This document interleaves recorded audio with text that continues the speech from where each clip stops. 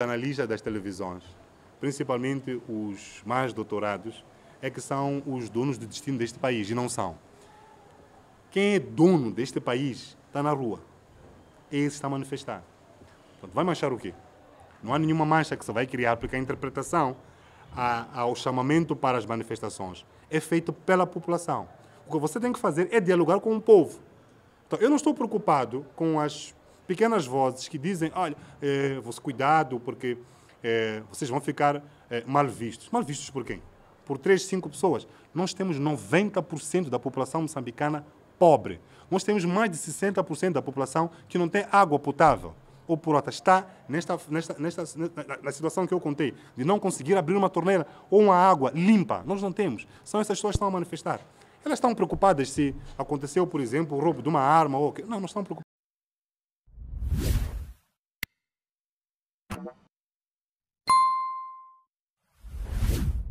Mais uma vez, como devem ter se apercebido, num movimento contra a Natura, o Conselho Constitucional abriu as portas à imprensa e surgiram de lá uma série de novidades, das quais algumas importa que nós façamos reações, porque tendem a subverter aquilo que é a realidade dos factos e importa. Temos estado a ver muitas manobras dilatórias ou manobras preparatórias por este andar histórico, podemos assim dizer, das nossas eleições. Então, para evitar alguns equívocos, convidamos a imprensa. Nós já lançamos um comunicado de imprensa há sensivelmente 3 dias. Ontem fizemos também um outro lançamento, que é uma carta diretamente dirigida ao CC, também a propósito dos seus ditos, mas importava nós tecermos aqui algumas considerações, fazemos algum debate até em relação a outras nuances, principalmente referentes ao nosso recurso. Portanto, eu vou começar por falar sobre o primeiro ponto. O primeiro ponto tem a ver com o fato de o Conselho Constitucional ter afirmado que Podemos não fez um recurso em relação à eleição presidencial. Efetivamente, a forma como está escrita o nosso recurso pode tender a dar a essa sensação.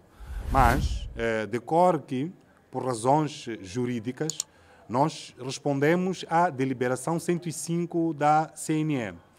E a titulação dessa deliberação é relativa à centralização de todas as eleições, portanto, eleição presidencial, legislativa e provincial. Razão mais do que bastante para nós percebermos que não pode proceder a alegação segundo a qual Podemos faltou a uma resposta ou deixou de fazer recurso em relação a algumas eleições. Aliás, a forma como toda a argumentação do nosso recurso está, ele visa essencialmente debater a discrepância entre votos nas várias eleições. Portanto, os votos em relação à discrepância entre votos nas eleições afeta de uma maneira geral as 3 eleições. Portanto, não tem como nós fazermos uma contagem sobre a discrepância de votos na eleição legislativa e ela não afetar a eleição presidencial. Portanto, quando nós estamos a dizer que votos da eleição presidencial, por exemplo, são maiores do que o voto da eleição legislativa, nós estamos a debater as duas. Portanto, não pode proceder essa alegação. Era muito importante fazer isso, porque fica a parecer que nós fomos incompetentes em relação àquilo que era o nosso dever juridicamente. Depois, faz menção também o Conselho Constitucional que nós submetemos um recurso intempestivo. Esse recurso, informamos a imprensa, alguma imprensa até colheu algum depoimento verbal nosso, que é relativo à eleição no Zimbábue. Como devem ter percebido, a Associação de Advogados para os Direitos Humanos na região da África Austral levou a cabo uma investigação no círculo eleitoral do Zimbábue e detectou que mais de 500 mil pessoas no Zimbábue, portanto zimbabuianos, eles foram recenseados como moçambicanos. Um grupo de jornalistas da Daily Mirror, do Zimbábue, até fez-se passar por cidadãos normais, civis, e eles também fizeram esse recenseamento. Portanto, eles miscuíram-se, camuflaram-se e deixaram aquilo passar desde abril. E no dia da eleição, eles foram também às urnas e votaram. Então, foi confirmado, portanto, isto é um jornalismo investigativo, ficou confirmado que, efetivamente, cidadãos zimbabuianos votaram na eleição passando-se por moçambicanos. Destas mais de 500 mil pessoas que votaram no ciclo eleitoral de Zimbábue, este mesmo grupo de advogados detectou cerca de, penso que mais de 250 ou 280 mil. Então, estão confirmados.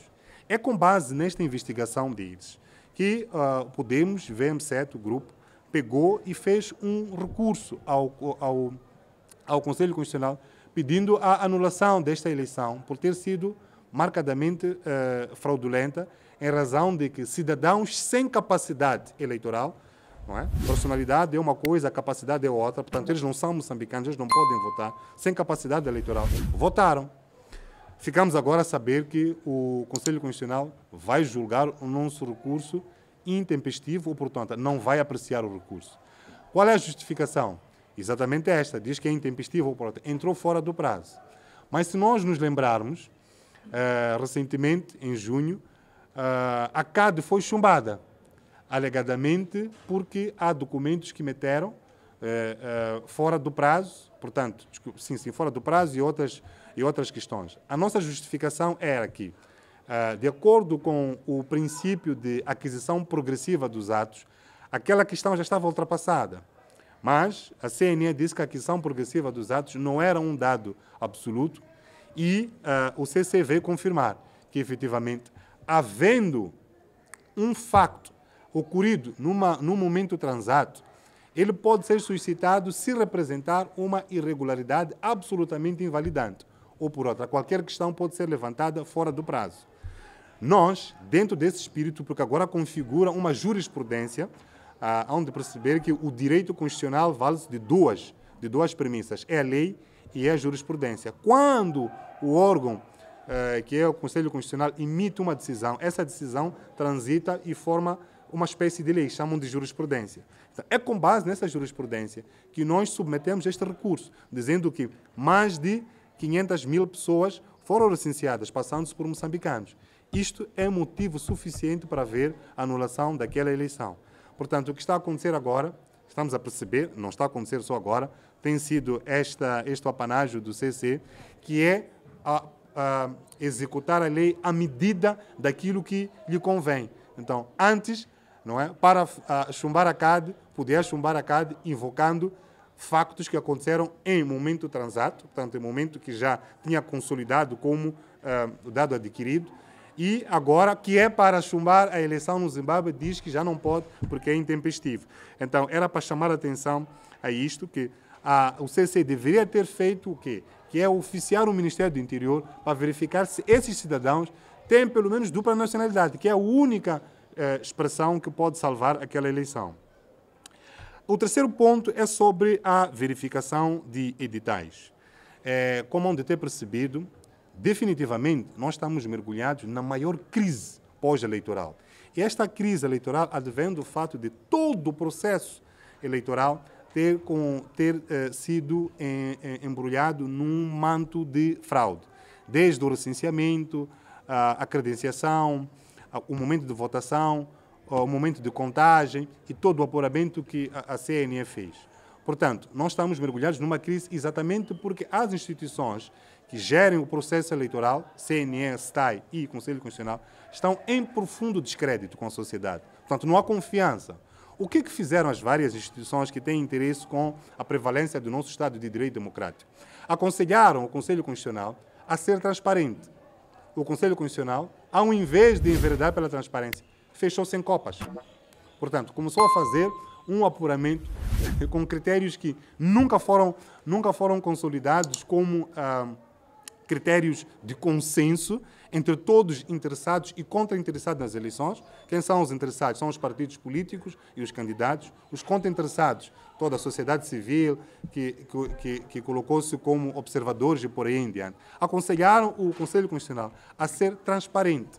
Portanto, o Conselho Constitucional devia, primeiro, ter chamado estes interessados e contra-interessados para fazer o levantamento das questões que são essenciais para o apuramento e depois enveredar por uma verificação das atas em consenso.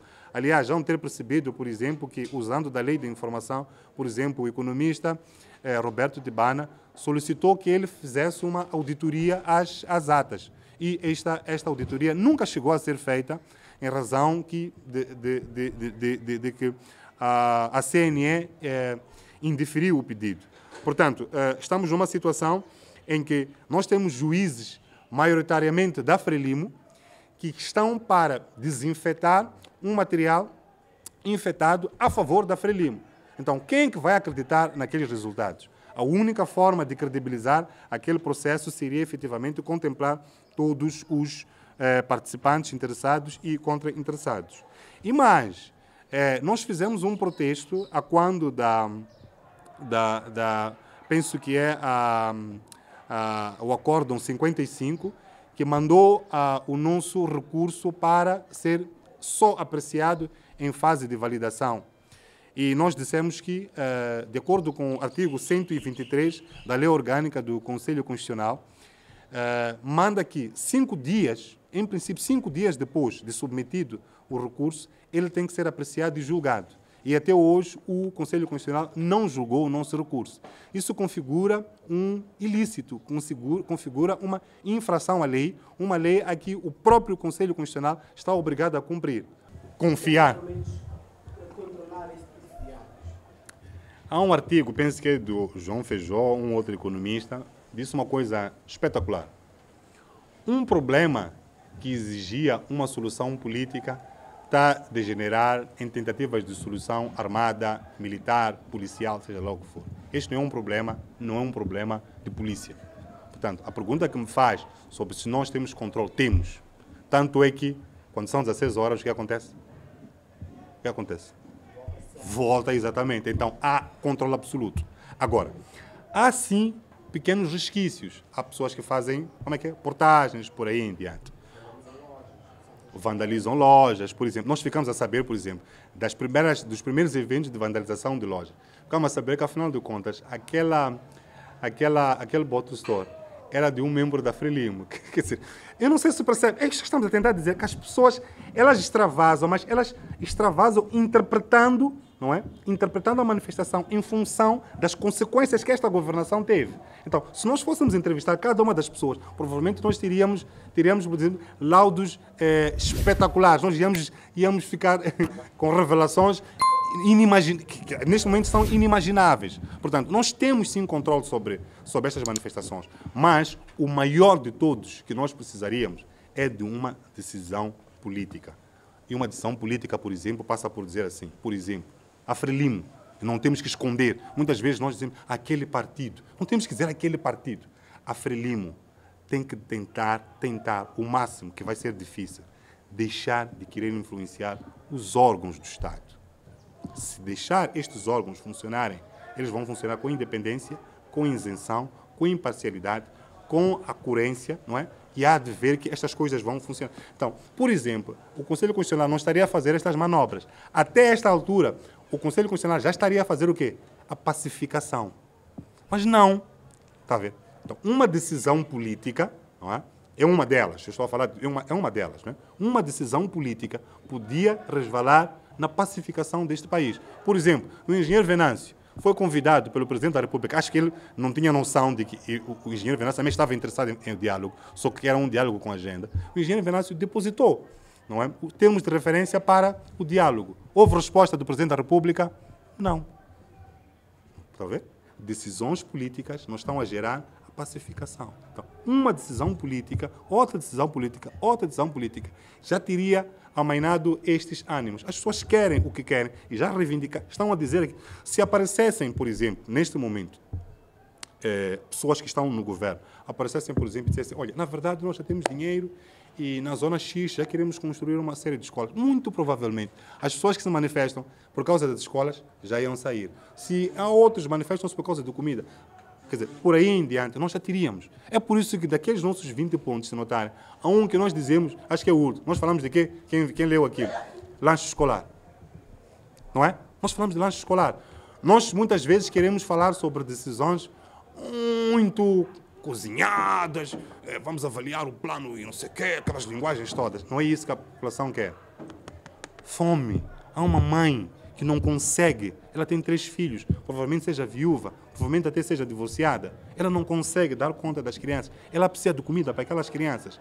E ela é uma das pessoas, podemos assim dizer, violentada por este mesmo sistema. Ela não estudou em face desta mesma desestabilização social que este partido provocou. Então, ela não consegue sustentar aquelas crianças. Analisa das televisões, principalmente os mais doutorados, é que são os donos do destino deste país, e não são. Quem é dono deste país está na rua. Esse está a manifestar. Portanto, vai manchar o quê? Não há nenhuma mancha que se vai criar, porque a interpretação ao chamamento para as manifestações é feita pela população. O que você tem que fazer é dialogar com o povo. Então, eu não estou preocupado com as pequenas vozes que dizem, olha, cuidado, porque vocês vão ficar mal vistos. Mal vistos por quem? Por 3, 5 pessoas. Nós temos 90% da população moçambicana pobre. Nós temos mais de 60% da população que não tem água potável. Ou por outra, está na situação que eu contei, de não conseguir abrir uma torneira ou uma água limpa. Nós não temos. São essas pessoas que estão a manifestar. Elas estão preocupadas se aconteceu, por exemplo, o roubo de uma arma ou... Não estão preocupadas.